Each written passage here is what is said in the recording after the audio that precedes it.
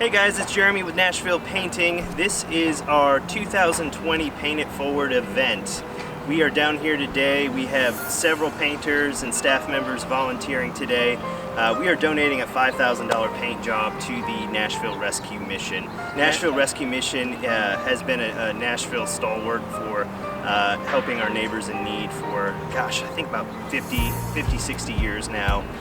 They're a fantastic organization, and we're going to be painting their courtyard this morning inside and out, kind of freshen up for them and make it a little nicer spot for everybody to come into. Nashville Rescue Mission, they serve about 550 meals 3 times a day here to needy folks from Nashville, and we're just so excited to get down here and help out and use our talents in a good way to help our community that has given so much to us the past few years here. And there's just a great need for this, and it's just so fun to see these guys be able to help out and take what they do for a living and beautify a spot that means a lot to our community.